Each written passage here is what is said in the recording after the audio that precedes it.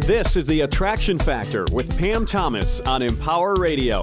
30 minutes to supercharge your life, move past negativity, and reclaim your personal power.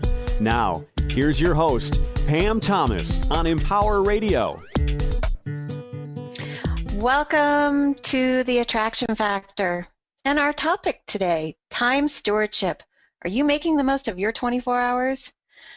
How many times have we all said, I wish I had more time, or there just isn't enough time in the day to get what I need done?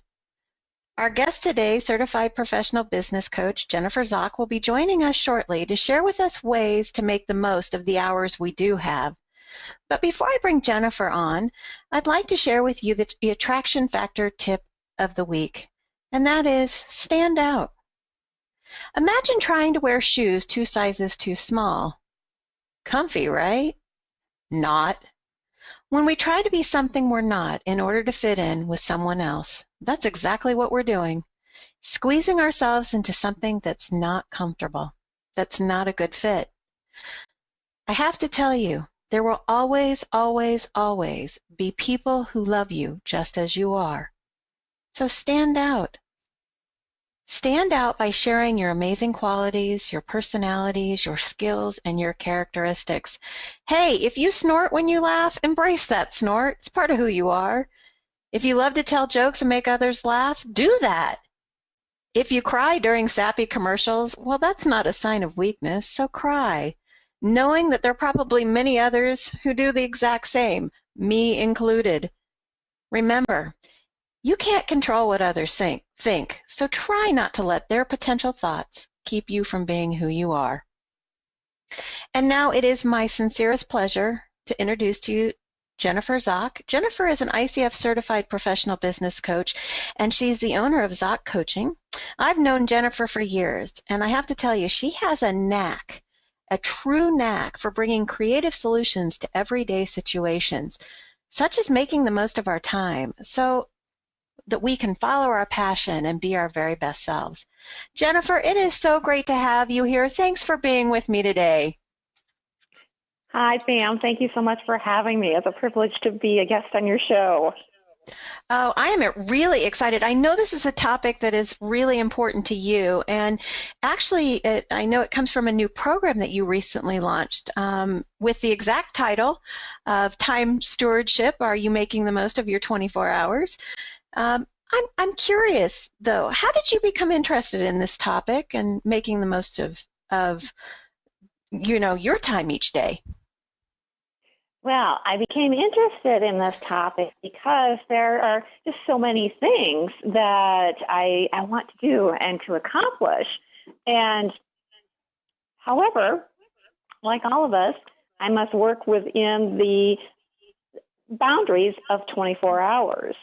So I can't change the amount of time that I have in a day, but I thought what I can do is I can make better use of my time. So that was my initial inspiration.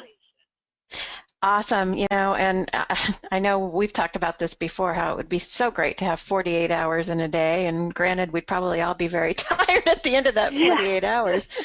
I know that you recently launched your new program, and I'm really curious. There are quite a few programs out there today that talk about time management and how to make better use of our time. What makes your program different from the others? My program is unique in that I put a focus on time stewardship. How are we caring for our precious allotment of 24 hours in a day?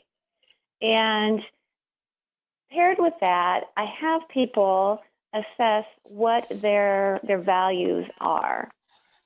So I lead people through a process of identifying their top 5 values, which I will also refer to as a person's absolute yes.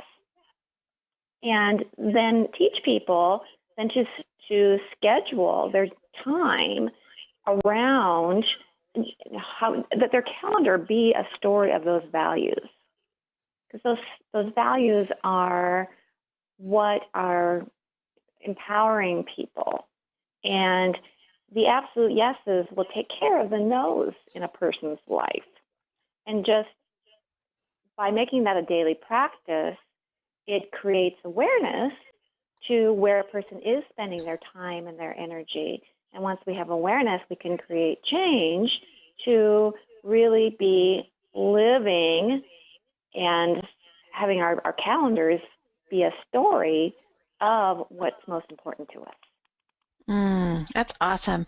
That does spark a question for me, Jennifer. And that question is, what do you say to someone who says, I'd love to say yes to the things that are of value to me, but I've got the practical day-to-day living of life, like the job and the errands. How can I possibly say yes? What do you say to people? Well, in a situation like that, it would be important to understand that this is incremental change. This is not something that happens overnight. And just, starting within one of the top 5 values and beginning to create change around a person's schedule and experiencing the value of it. And then that will thus create more change along the way. Mm-hmm. It sounds to me, too, that if we're utilizing our time in connection with our values, we're also infusing more energy into our day, which, of course, you and I both know is such a key element when we're talking about getting things done, particularly those practicalities that we just briefly mentioned. Mm-hmm. I'm curious from your perspective. I know you've done work with this for quite a while now. What have you seen in terms of some of the most common time drains or time consumers, if you will? Time drains and consumers, I would say that social media is one that I hear a lot, where people will jump on social media, and it just keeps the person's interest, and before they know it, they've spent more time than what they had budgeted for. And that's the key thing, is before logging on to, say, Facebook, Twitter, what have you, deciding, okay, how much time am I willing to spend on this? And taking a look at what the current time is when a person starts, and then being disciplined enough to then stop at whatever boundary has been set. And that takes practice. Oh, absolutely. I definitely think, you've heard me say this, and my listeners have certainly heard me say this a gazillion and a half times. When we're creating that awareness, that's a very powerful tool to be working with, is our own awareness, particularly when it comes to our use of time. Absolutely. Yes. So what I like to send people away with is to have them do a time study, or create a timeline just for a week, just to monitor where their time is going. Creates enormous awareness, which opens up a big door for making change. Would you mind sharing with the listeners what you mean by creating a time study? What I mean by that is keeping a log of daily activity for a week's time, and just noting, the time of day, what the activity is, and which one of your top 5 values that how you're spending your time fits in with. And that in itself is just, a way to identify things that, maybe that's not within my top 5 values. I better look at that. Perhaps that's not the best use of my time. Or, another activity, this is definitely fits within one of my top 5 values. That energizes me. I want to definitely keep doing that. So that's when a person, our body talks to us all the time. So when we're in alignment with our values, and we are living according to them, spending our time according to our values, we're going to be energized. We're going to feel good. And likewise, when we're out of alignment with our values, there's going to be things that are going to drain us, things that we're not looking forward to. And it's important to take a look at that, then identify, okay, where is the best, what's the best use of my time for myself and for the others that I'm serving. Well, and I know that the values play a really vital role in your program. How do you help people identify their values? What I do is I lead them through a tactile exercise. There, I have a list, a one-page list of values, and people will go through and, using a balance of their head and their heart, circle whether that value is of high, medium, or low importance to them. Then I have them focus in on the values that they mark as high importance, and then go through and give them a numerical ranking between 1 and 10, 1 being on the low end, 10 being on the high end. And then anything that has been given that's high and has a numerical value of between 5 and 10, I have them write it on a sticky note and attach it to a values poster. And then we whittle down from there as to, we look for common themes and subsets. That, for example, if a person values both family and relationships, then the leading choice could be relationships. Just family could fall within that. And so that we get it down to that manageable top 5 list.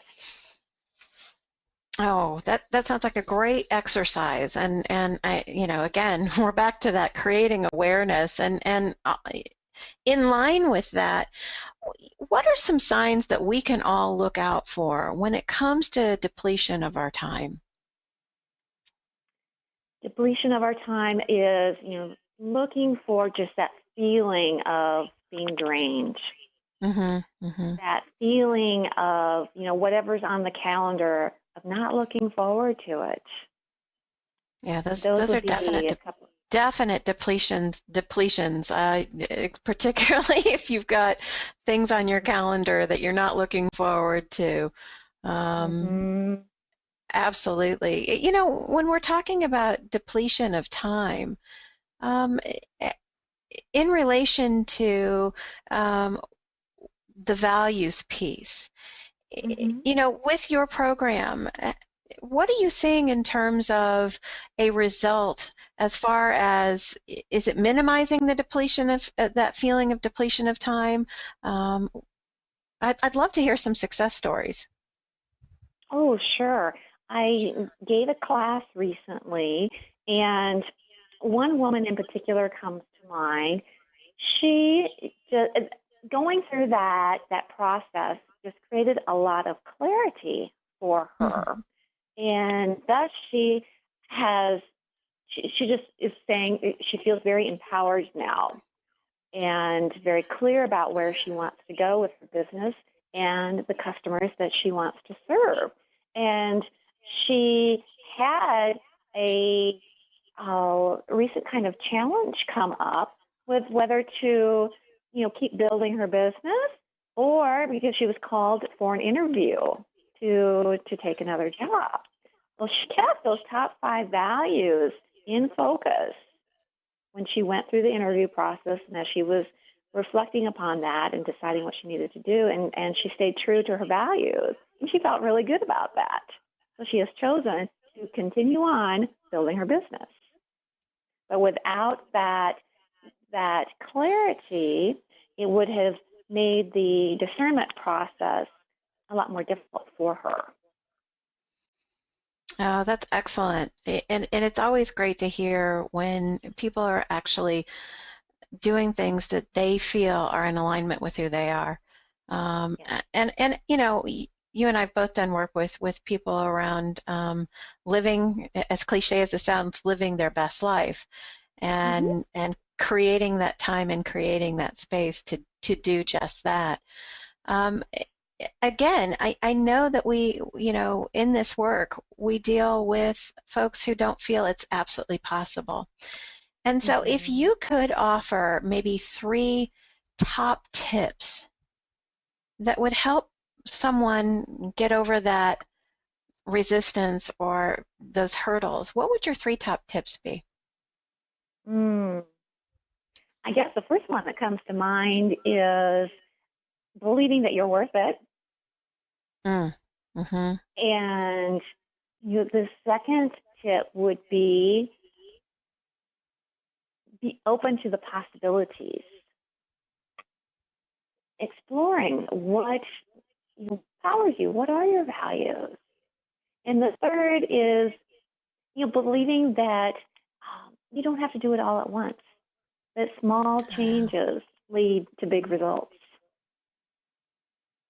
Oh, those are great tips. And the last one in particular is one that I'm particularly fond of, because I think, anytime we try to make large changes in one fell swoop, we end up getting overwhelmed. And I know for me personally, if it's not happening fast enough with the big change, I drop it. So, setting ourselves up for success by doing those very small things. Absolutely. Yes, I'm like that too. And if I may add one more, color coding in a person's calendar is a great way to keep awareness as well. Color code those entries by which value they fit into.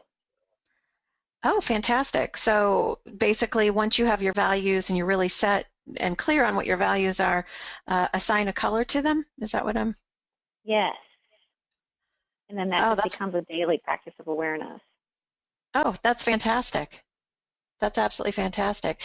I hate to be throwing the naysayer stuff at you, but I know you're such a creative person when it comes to coming up with creative solutions for people. What do you tell people who are really having a difficult time identifying what they value most? I know you've got an exercise that you've talked about, but what do you tell those folks that think, you know what, I've been down this road before. I have no idea what my values are. I find that just the nature of this exercise, and I don't know if it's the fact that it also contains a tactile approach to it, using the sticky notes and arranging them, it really seems to be a great process for engaging people. And I know I had, a couple of students at one time that they thought, no way, you're not going to be able to help me get down to 5 values, my top 5 values. That just isn't possible. Well, they both left with their top 5 values. And I'm curious. I'm curious, what did they say after that? They're like, wow. And then the next exercise I did with them was having them identify their top 5 gifts and talents, which is a whole other program. And they're like, well, she did get us through our top 5 values. Let's see if she can do it again. And they did it. Awesome. Yeah. Awesome. Well, I've never seen you back down from a challenge, so well done in stepping forward and showing them what was possible. That is fantastic. That is fantastic. Now, I know you just recently offered this program. Will you be offering it again in the new year? Oh, yes, absolutely. This is a program this will be an ongoing program for people. Okay. So in anticipation of this program, since people can't take the program today, but they can certainly sign up for it in the future, what can you tell our listeners? Well, let me back up. What can our listeners do starting today to help them make the most of their time? I would say becoming aware. Really taking a look at their calendar and asking themselves, they may not have their list of top 5 values at this point, but what they can do is, they have their feelings. And they can really be looking at that calendar entry and tuning in, like, how do I feel about this? Those feelings will serve as clues as to whether that calendar entry is in alignment or misaligned with a person's values. Great. And if it's misaligned? If it's misaligned, then I think it's important then to dig deeper and ask oneself, why am I doing this? What choices do I have around, this particular task or appointment? Awesome. Awesome. I know we touched a little bit on the program. Who is this program for? This program is really actually anyone that is time starved.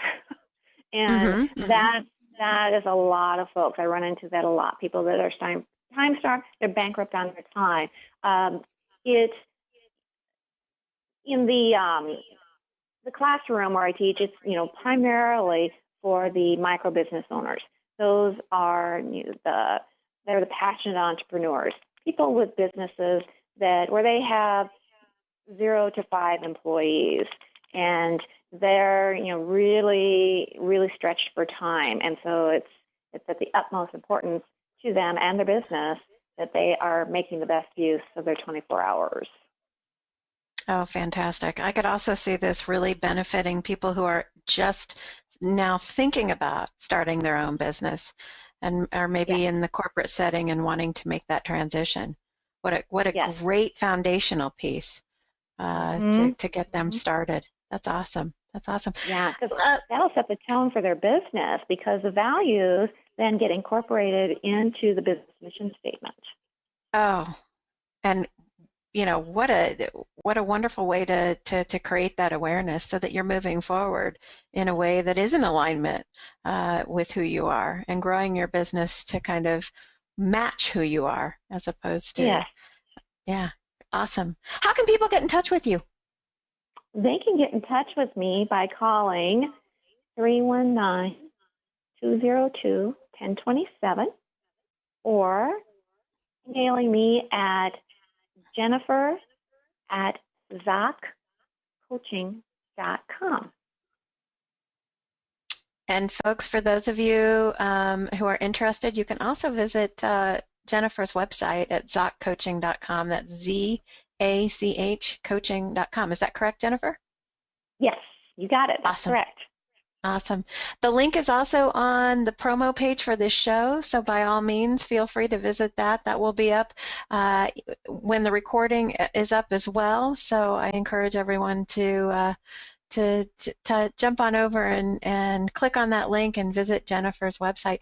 Jennifer, it has been an absolute joy to have you here. I really appreciate the tips that you've shared on making the most of our 24 hours. Thank you so much. And thank you, Pam. Oh, absolutely. Absolutely. You bet. You bet. And I want to thank everyone for joining us again this week, as well as share some exciting news. If you haven't visited the Empower Radio website, I encourage you to take a visit, because recently launched applications for the iPhone and the Android, so you can be listening to Empower Radio on the go via your phone, via your iPad. So please do check that out. I also want to say thank you to my producer Nate for being here with me once again this week and helping bring this show to all of you, as well as to Brent Carey for his vision with Empower Radio and making all of this a possibility. Thank you all. Until next week, keep amping up your attraction factor.